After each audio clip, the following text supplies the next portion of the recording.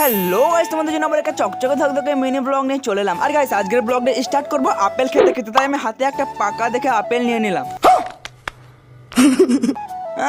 পেয়ারাটাকে বলছে আপেল, আমাদেরকে বোকা বানানো।